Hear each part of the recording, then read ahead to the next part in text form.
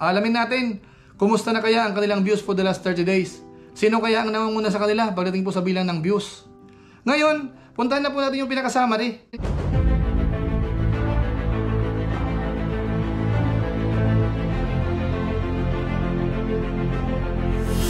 Ayun, what's up guys? Muli, welcome to my YouTube channel. Ito po si Kuya Julay, ang inyong katugang, ang inyong kalingap, na muli na namang bumabati po sa inyo ng magandang araw, magandang tanghali, magandang gabi, saang panig man po tayo ng mundo naroroon. At sa araw na ito, meron po tayong panibagong vlog. Magbibigay lang po tayo ng update patungkol po dito sa top 3 charity vloggers po sa Pilipinas, na kung saan namamayagpag po sila pagdating po sa mga video views for the last 30 days. Ito po ay walang iba kundi si Tekram, si Kalingap Rab, at saka po si Pugong Biyahero. Alamin natin, kumusta na kaya ang kanilang views for the last 30 days? Sino kaya ang namumuna sa kanila pagdating po sa bilang ng views? At saan po sila nagtitrending doon po sa kanilang mga binablog? Pag-uusapan po natin yan maya-maya ng konti. Pero bago po yun, magpapaalala muna si Kuya Julay, baka sakaling meron pa po ditong hindi nakasubscribe sa ating YouTube channel, huwag po natin kalimutan i-subscribe, tapos pakipindot po yung notification bell button para lagi po tayong updated sa aking mga video post. Maraming salamat po sa inyo. Dalawin niyo po ang kanyang official YouTube channel po, Julay Paunil. Yun, suportahan niyo ang channel ni Julay Paunil. At syempre, wag po natin kalimutan i-subscribe din si Kuya Bala Santos Matubang, si Kalingap Rab, si Ate Edna Vlog, si Japper Sniper, si Pugong Biyahero, at saka po si Tekram. Maraming salamat po sa inyo. Ngayon, tuloy na po tayo. Pag-usapan na po natin yung patungkol po sa latest update ng tatlong charity vloggers sa Pilipinas, na kung saan ay hinahangaan po natin at ng marami pang mga viewers. Alam naman po natin na si Tekram, si Kalingap Rab, at saka si Pugong Biyahero, sila po talaga yung malalaki ang views itong mga nakaraang buwan. At sa ngayon, November 11, so halos magto 2 weeks na po na wala tayong update. Kaya doon po sa mga nagtatanong, doon sa mga nagko-comment, ito na po yung magiging update natin. Kung sino po sa kanila ang mas malaki ang video views for the last 30 days.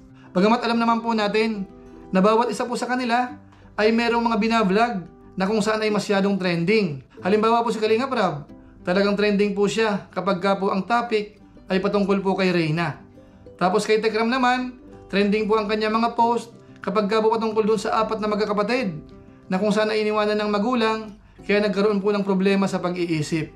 Tapos kay Pugong Biyahero naman, halo-halo po yung kanya mga napapatrending. Nandyan po yung mga katutubo, tapos po yung nanay na merong 9 na anak, na iba-ibang lalaki po yung tatay, malakas din po sa views yun. Tapos meron din po siyang tinutulungan, na kung saan yung bahay ay binalot lamang ng dahon ng saging.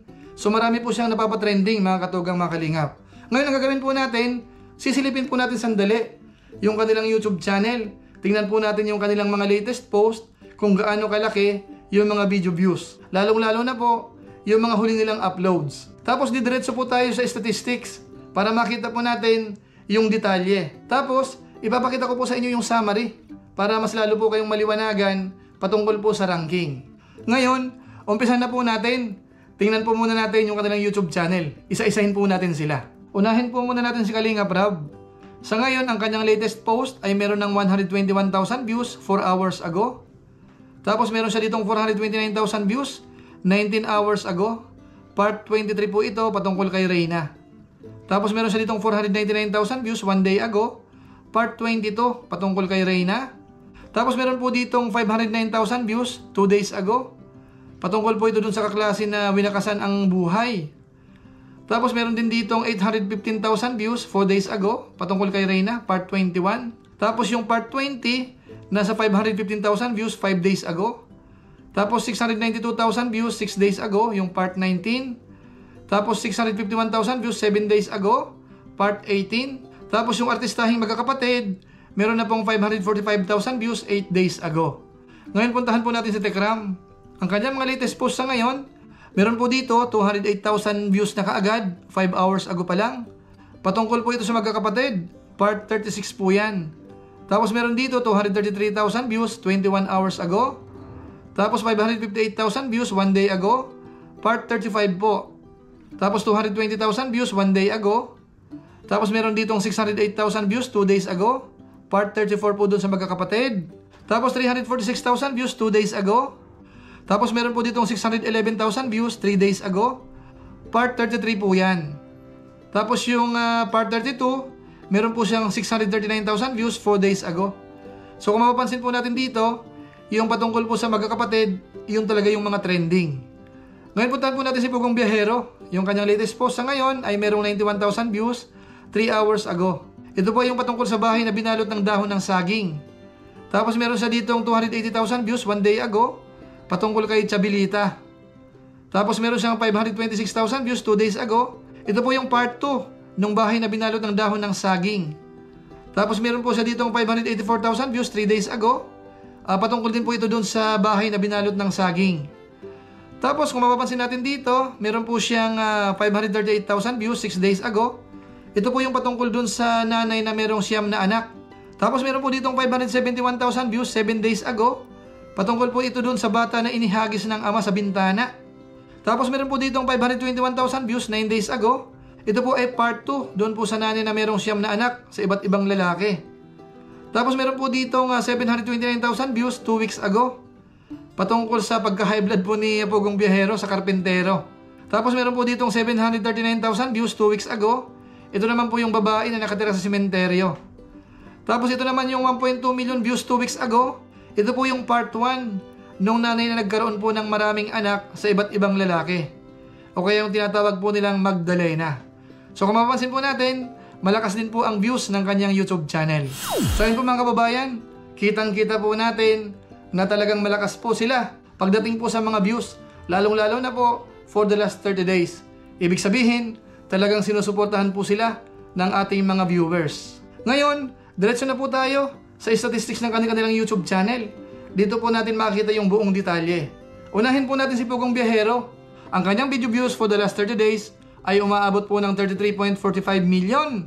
Tumaas po yun ng 22.7%. Ngayon ang kanyang subscribers naman na nadagdag for the last 30 days ay umabot po ng 120,000. Umangat din po yun ng 18.2%. Kaya ang kanyang subscribers sa ngayon ay nasa 1.82 million.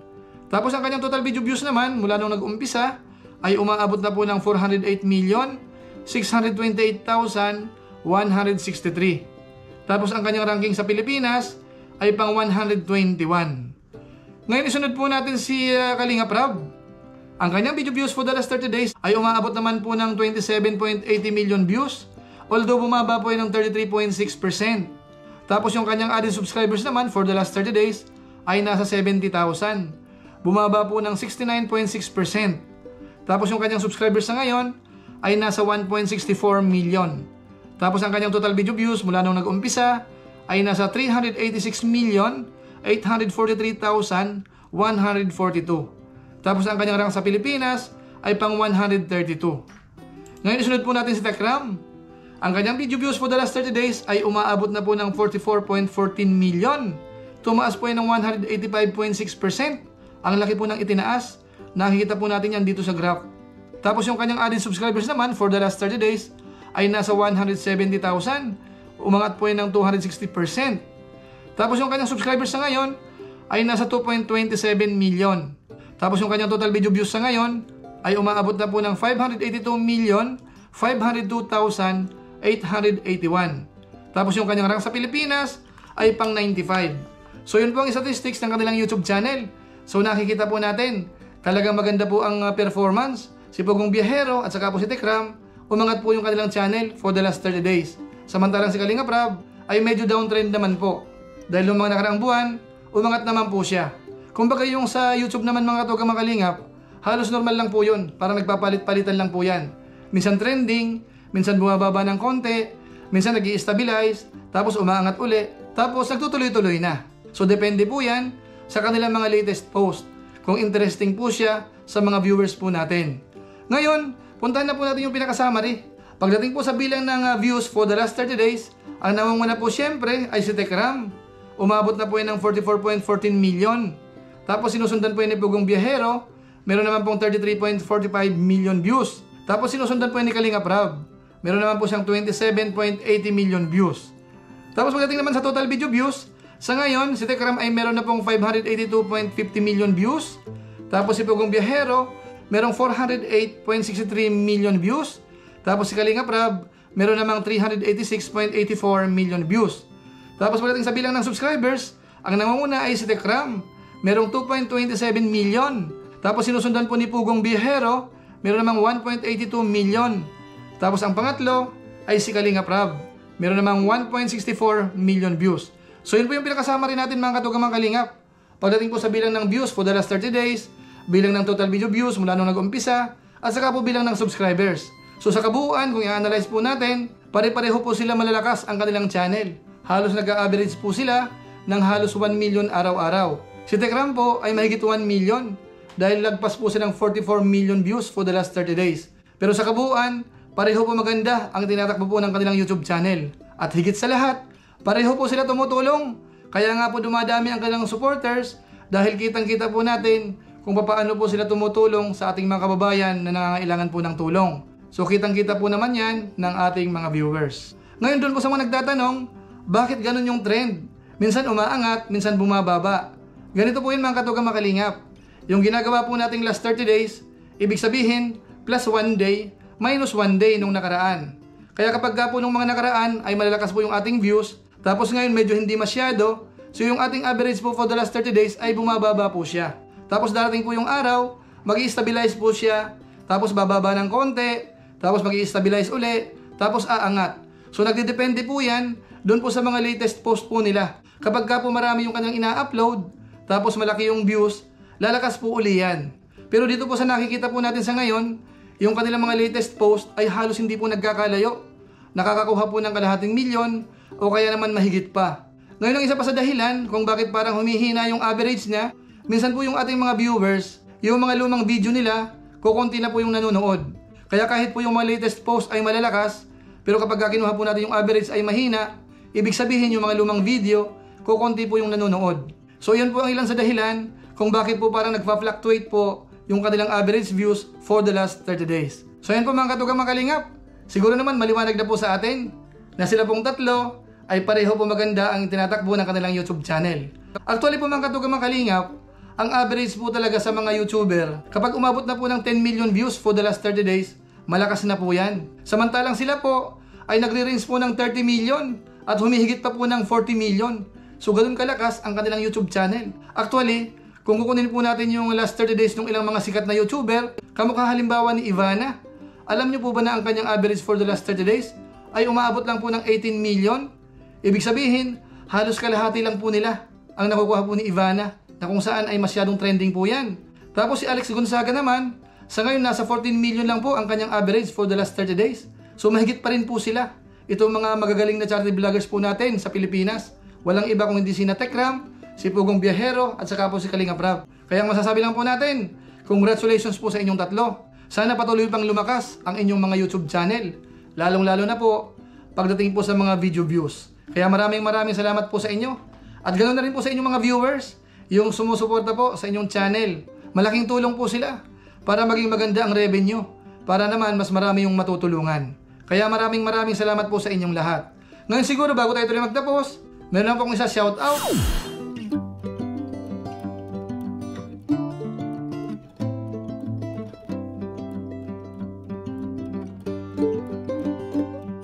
Sila po yung mga bagong members po natin sa ating YouTube channel.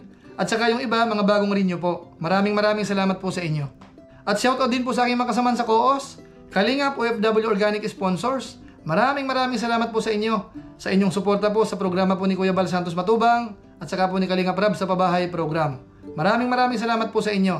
At ganoon na rin po sa ating mga viewers, yung mga hindi nagsasawa pong manood ng ating mga vlogs at saka po live stream. Maraming salamat po sa inyo. Lalong-lalo na po yung mga hindi nag-i-skip ng ads at saka masipag mag-share po ng ating mga vlogs. Maraming salamat po sa inyo. Muli, ito po si Kuya Julie, ang inyong katugang. Na pansamantalang nagpapaalam po muna. Kita-kita na lang tayo sa mga susunod ko mang vlog. Maraming salamat sa inyong walang sawang pagsuporta po sa ating YouTube channel. Pagpalain nawa kayo ng Diyos. Mabuhay tayong lahat. God bless. Bye-bye! So siguro po malinaw na yun mga katugang mga kalingaw. Mga kalingaw. Kalingaw. Katugang.